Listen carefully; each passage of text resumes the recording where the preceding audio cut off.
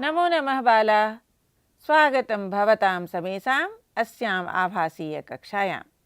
प्यारे बच्चों, आप सबका इस कक्षा में स्वागत है और आज हम पढ़ने जा रहे हैं भोज की कहानी।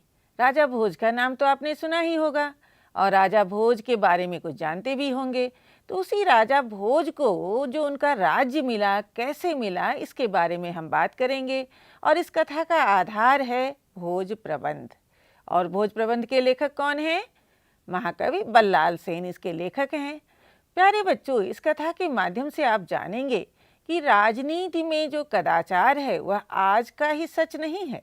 यह सच प्राचीन काल में भी था और महाभारत इसका ताजा तरीन उदाहरण है। और इस कथा में भी आप यही देखेंगे कि एक चाचा राज्य के लिए अपने भतीजे को मरवाने की साजिश रचता है, लेकिन उसके मंत्री बहुत ही दूरदर्शी थे और इसके कारण उन्होंने भोज की जान बचाई है। यह इस कथा का संक्षिप्त परिचय है। आगे बढ़ते हैं और बात कर लेते हैं इस पाठ का क्या उद्देश्य है। इस पाठ के चयन का उद्देश्य क्या हो सकता है? तो कथा के माध्यम से आपका मनोरंजन तो हो ही, साथ ही साथ इस कथा का जो प्रेष्य संदेश है उसका आधान भी हो आपके अंदर। यह इस कथा का उद्देश्य है। वैसी स्थिति में आप क्या करते? अगर वैसी परिस्थिति वैसी आपके समक्ष आ जाती तो आपका जो आलोचनात्मक चिंतन कौशल है वह विकसित हो, यह भी इस कथा का उद्देश्य है। उचित और अनुचित का ज्ञान हो आपके अंदर, यह भी इस कथा का उद्देश्य है। और गद्य पाठ के माध्यम से आपको गद्य पढ़ना आए, वाचन करना आए, गद्य लिखना आए और उस पर आधारित प्रश्नों के आप उत्तर कर सकें, यह भी इस कथा का उद्देश्य है। राजनीति में कदाचार है, लेकिन उस कदाचार से बचने का जो उपाय है उस पर भी हमें दृष्टि डालनी है। यह भी इस कथा का एक सामान्य उद्देश्य है। और जो दुर्गुण हैं हमेशा ही दुर्गुण होते हैं। लोभ है, ईर्ष्या है, वैमनस्य है आदि अवगुण को दूर करके हमारे अंदर नैतिकता और मानवीय मूल्यों का विकास हो, यह भी इस कथा का उद्देश्य है। और कथा में एक श्लोक है जो कालजयी श्लोक है। उस श्लोक के माध्यम से संसार की नश्वरता का संदेश दिया गया है और स्वार्थ पर परमार्थ की विजय की प्रेरणा दी गई है। कथा के बाद, कथा का आनंद लेने के बाद उसमें आए हुए व्याकरणिक बिंदुओं पर से भी आप परिचित हो सकें, संधियुक्त पदों को जान सकें, क्रियापदों से परिचित हो सकें, यह भी इस कथा का उद्देश्य है। तो प्यारे बच्चों, अब आ जाते हैं मूल पाठ की ओर।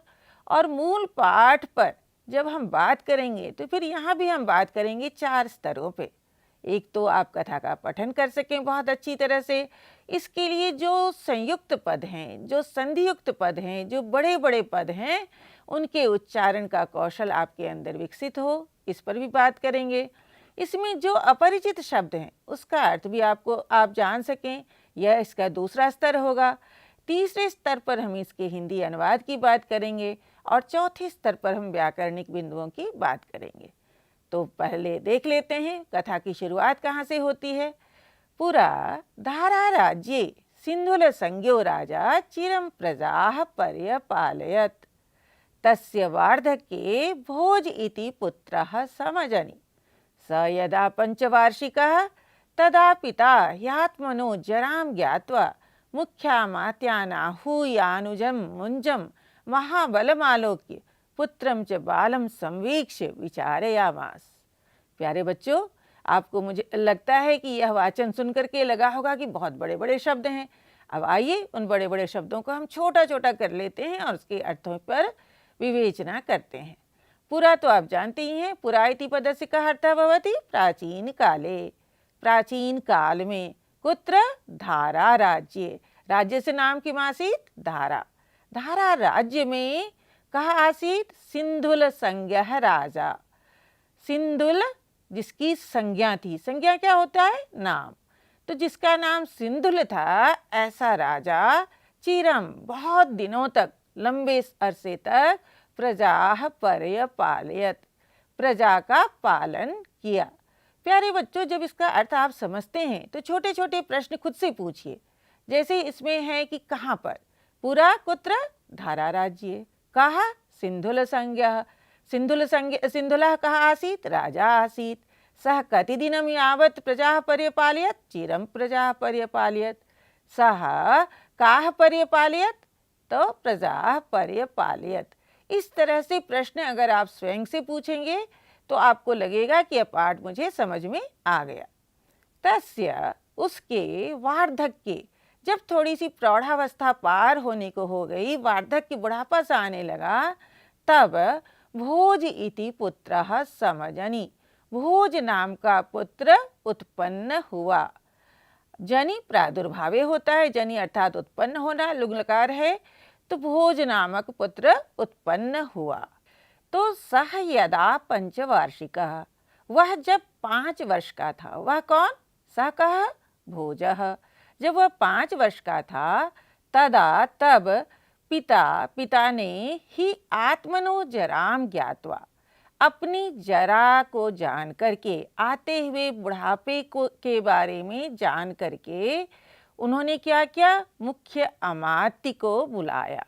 मुख्य जो उनके अमात्य थे, अमात्य का अर्थ होता है मंत्री, तो मुख्यमंत्री को बुला करके, आहूय इति पदस्य अर्थः भवति, उनको बुला करके, अनुजम मुंजम, अब मुंज कौन था, राजा का छोटा भाई था, उस अनुज मुंज को महाबलम आलोक्य, अत्यंत बलशाली देख करके, पुत्रम च बालम संवीक्ष, और पुत्र तो बहुत ही छोटा था, 5 ही वर्ष का था, बालक देख करके विचारयामास, अब उनके मन में एक विचार आया। क्या विचार आया, और यह विचार उन्होंने अपने मंत्रियों के साथ किया। यद्यहम, यदि अहम, यदि मैं, राज्य लक्ष्मी भार धारण समर्थम, राज्य की लक्ष्मी के भार को धारण करने में समर्थ, बड़ा शब्द है लेकिन आप अलग अलग कर लीजिए। राज्य लक्ष्मी, राजा की लक्ष्मी, लक्ष्मी यानी धन वैभव, भार क्या होता है, उसका बोझ, उसको धारण करने में, उसे निभाने में समर्थ कौन, सहोदरम, सहोदर था, छोटा भाई था। सहोदर किसको कहते हैं, एक माँ के जो बच्चे होते हैं उन्हें सहोदर कहते हैं। सहोदरम अपहाय, सहोदर को छोड़ करके, छोटे भाई को छोड़ करके, राज्यम पुत्राय प्रयच्छामि, अगर मैं राज्य पुत्र को देता हूँ, तदा लोकापवादः, तो क्या होगा, लोकापवाद होगा, लोग क्या कहेंगे। वैसे तो परंपरा है कि राजा का बेटा राजा हुआ करता था, लेकिन राजा का बेटा 5 वर्ष का था, और राजा का जो अनुज था, छोटा भाई था, जवान भी था और हर तरह से सक्षम भी था। ऐसी स्थिति में अगर बेटे को राज्य दिया जाता है तो लोग क्या कहेंगे कि राजा कितना लालची है। लेकिन अगर वो राज्य नहीं, अगर राज देता है तो यह भी संभावना है कि अथवा बालम में पुत्रम, अथवा मेरा जो पुत्र है बालक है, छोटा है, मुंजो, मुंज कौन था, राजा का छोटा भाई था, राज्य लोभात, राज्य के लोभ से, विषादिना, विष आदि के द्वारा, जहर आदि के द्वारा, मारेष्यति, मार भी तो सकता है, राज्याभिषेक करने से क्या होगा, वह तो बहुत छोटा है।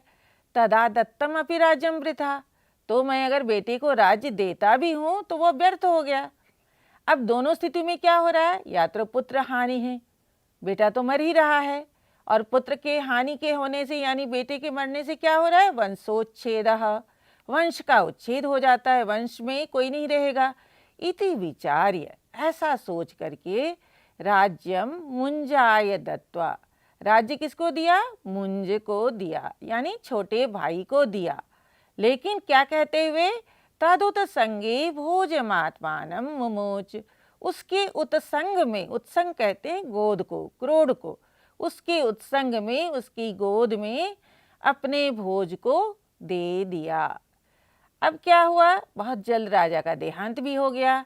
ततः क्रमात्, तब क्रम से, यानी कुछ दिनों के बाद, 5 वर्ष का बच्चा किशोर हो गया है, तब राजन दिवंगते, राजा के दिवंगत हो जाने पर, अर्थात मर जाने पर, अब पूरी के पूरी जो राज्य संपत्ति है किसके पास चली गई, मुंजे के पास। तो संप्राप्त राज्य संपत्तिर मुंजो, संप्राप्ता राज्य संपत्ति, ये न सह संप्राप्त राज्य संपत्ति, प्राप्त कर ली है राज्य की संपत्ति जिसने, वैसे मुंज ने अर्थात राजा के अनुज ने, छोटे भाई ने, मुख्य जो अमात्य था उसका, वह बुद्धिसागर नाम का व्यक्ति था और वह बिल्कुल ही वफादार था, तो उसके सामने तो कोई गड़बड़ कर नहीं सकता था।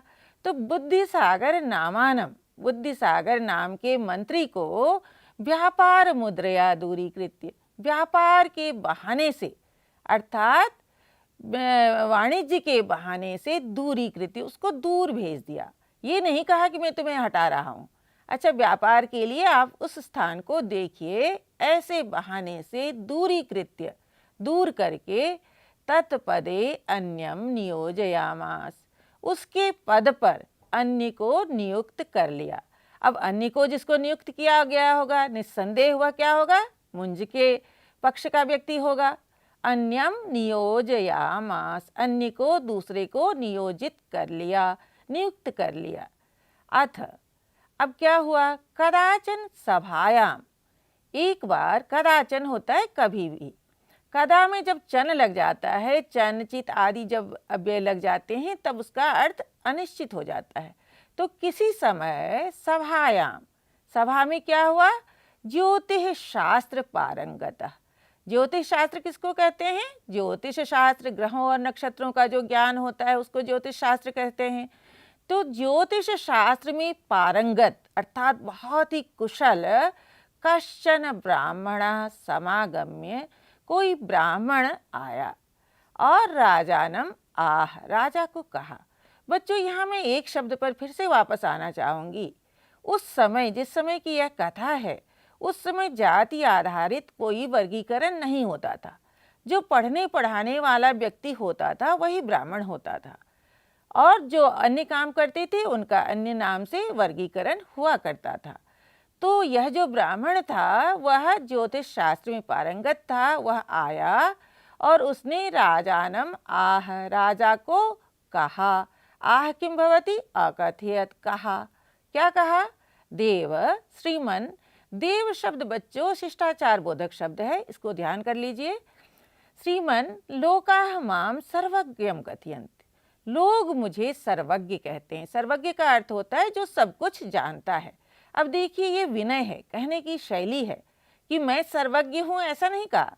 उसने कहा लोग मुझे सर्वज्ञ कहते हैं, यह विनय को दर्शाता है। तत्किमपि यथेच्छम पृच्छ, तो कुछ तुम भी यथेच्छम, इच्छा के अनुसार तुम भी पूछ सकते हो। ततः मुंजः प्राह, तब मुंज को क्या पूछना था, मुंजः प्राह, मुंज ने कहा, क्या कहा, भोजस्य जन्म पत्रिकाम विधेहि, ये भोज जो है, मेरा भतीजा जो है, उसकी जन्म पत्रिका, जन्म कुंडली बना दीजिए। जन्म कुंडली के बारे में तो आप भी जानते होंगे, जिसमें उसके जीवन के बारे में बातें कही जाती हैं कि आगे क्या होने वाला है। तो उसकी जन्म कुंडली बनाने के लिए उस सर्वज्ञ को कहा मुंज ने। विप्रह, अब उस विप्र ने, अभी अभी मैंने बताया कि ब्राह्मण कौन होता था, पढ़ने पढ़ाने वाला, तो विप्र भी उसी का पर्यायवाची है। विप्र होता है जो वेद का अध्ययन करने वाला व्यक्ति, विप्र कहलाता था। उस विप्र ने जन्म पत्रिकाम विधाय, जन्म पत्रिका बना करके उक्तवान, कहा। अब क्या कहा ये देखिए, ध्यान देने, बड़े मजेदार बात है। 50 पंचवर्षाणि सप्तमास दिनत्रयम भोजराजेन भोक्तव्य सगौड़ो दक्षिणापतः। 50 आप जानते होंगे, 50 होता है 50 और उसमें 5 जोड़ दिया तो कितने हो गए, 55। 55 वर्ष, 50 पंचवर्षाणि यानी कितने वर्ष, 55 वर्ष। सप्तमास, कितने मास, 7 महीने। दिनत्रयम, कितने दिन, 3 दिन।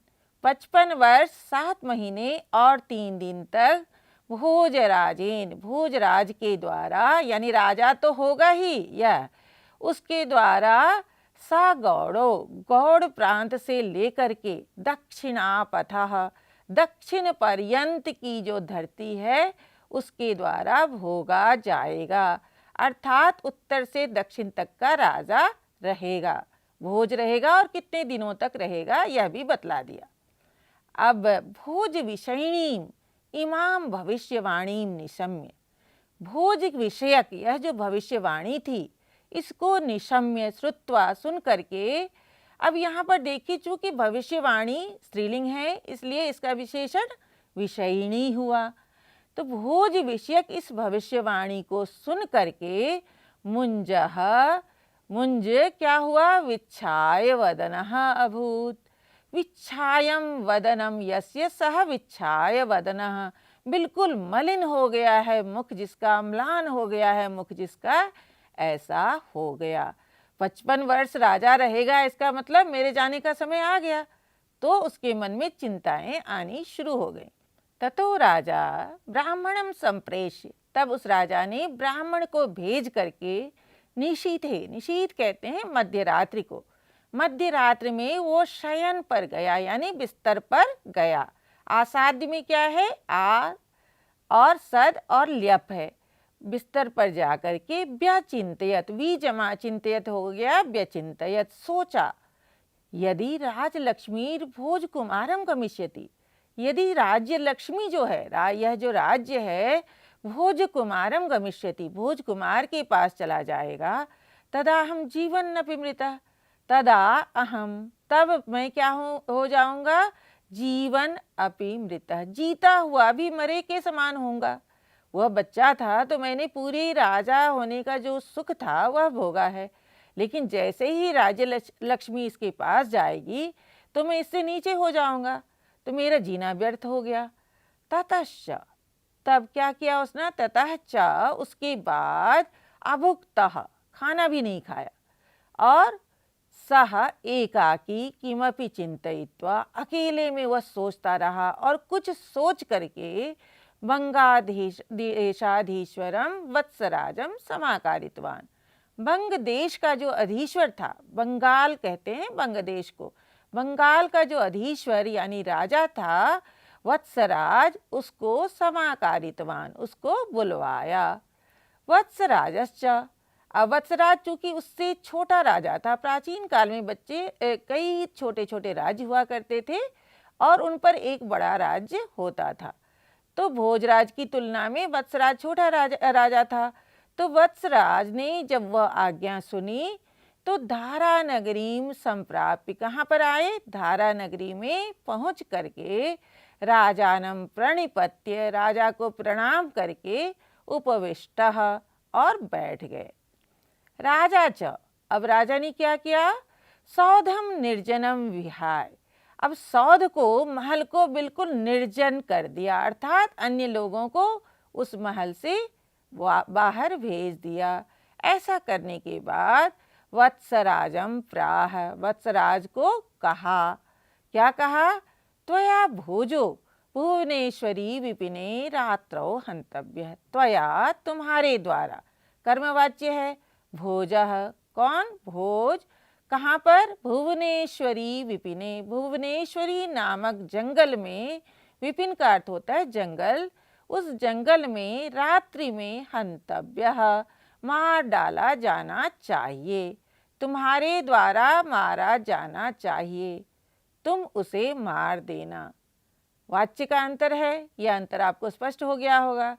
लेकिन सिर्फ मारोगे ही नहीं, छिन्नम च तस्य शिरः, और उसका जो कटा हुआ सिर है, छिन्नम का अर्थ है कटा हुआ, तस्य शिरः, उसके सिर को मत पार्श्वे, मेरे पास लाओगे तो कहाँ, सभा भवन में नहीं, अंतःपुरम आनेतव्यम, अंतःपुर में जो भीतरी हिस्सा होता है महल का उसे अंतःपुर कहते हैं, अंतःपुर में आनेतव्यम, वहाँ तुम ले आना।